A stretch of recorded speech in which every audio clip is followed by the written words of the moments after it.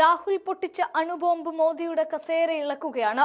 സ്വന്തം വസതിയിലെ അത്താഴ വിരുന്നിൽ ഇന്ത്യ മുന്നണിയിലെ സകല നേതാക്കളെയും പങ്കെടുപ്പിച്ചുകൊണ്ടാണ് രാജ്യം മുഴുവനും ഞെട്ടിവിറച്ചുകൊണ്ട് പോകുന്ന വോട്ടു ചോർച്ചയെക്കുറിച്ച് രാഹുൽ തെളിവ് സഹിതം പുറത്തുവിട്ടത്. ഇനി ഈ തെളിവുകൾ രാഹുലിന്റെ സത്യപ്രസ്താവനയോട് ഒപ്പിട്ട് തെരഞ്ഞെടുപ്പ് കമ്മീഷന് മുമ്പിലെത്തുന്നതോടെ വീണ്ടും തെരഞ്ഞെടുപ്പുകൾ നടത്തേണ്ടി വരുമെന്ന കാര്യത്തിൽ സംശയമേ ഇല്ല.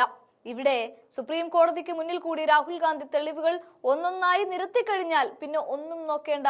മോദിക്ക് തന്റെ മൂന്നാം ഊഴത്തിൽ കിട്ടിയ പ്രധാനമന്ത്രി കസേരയിൽ നിന്നും താഴെ ഇറങ്ങേണ്ടി വരികയും മന്ത്രിസഭ തന്നെ പിരിച്ചുവിടേണ്ടി വരികയും ചെയ്യും.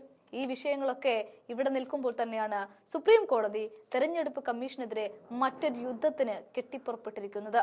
അത് ഒരു സ്ഥാനാർത്ഥി മാത്രമുള്ള സംസ്ഥാനങ്ങളിൽ ഏകപക്ഷീയമായ ഒരു സ്ഥാനാർത്ഥിയെ മറ്റാരും എതിരില്ലാത്തതിന്റെ പേരിൽ വിജയിപ്പിക്കുന്ന ഒരു പതിവുണ്ട്.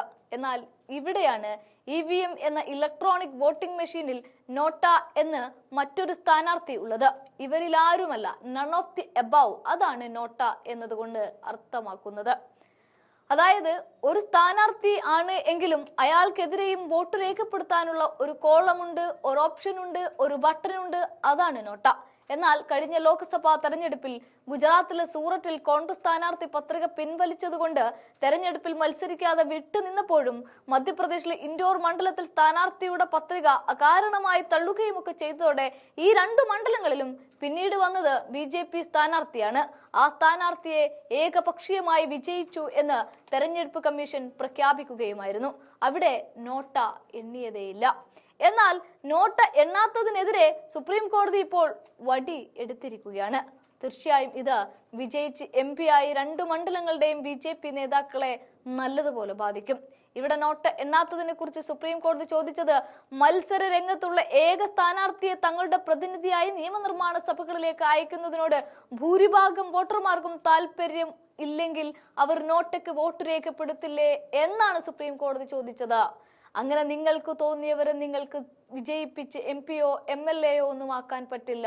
അതിനും അപ്പുറത്ത് ഒരു വലിയ ജനക്കൂട്ടമുണ്ട്, അവരാണ് തീരുമാനിക്കേണ്ടത് എന്നാണ് പറഞ്ഞു വെക്കുന്നത്. അതിനാൽ ഹർജിയിൽ ഉന്നയിച്ചിരിക്കുന്ന ആവശ്യം കൗതുകകരവും പ്രധാനപ്പെട്ടതുമാണ് എന്നാണ് സുപ്രീം കോടതി ചൂണ്ടിക്കാട്ടിയത്.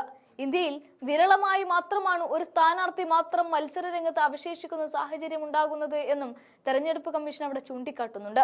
1951 ശേഷം 9 തവണ മാത്രമാണ് എതിർ സ്ഥാനാർത്ഥികളില്ലാതെ ഏകപക്ഷീയമായി തെരഞ്ഞെടുപ്പ് വിജയം ഉണ്ടായത് എന്ന് കമ്മീഷൻ സുപ്രീം കോടതിയിൽ ചൂണ്ടിക്കാട്ടി.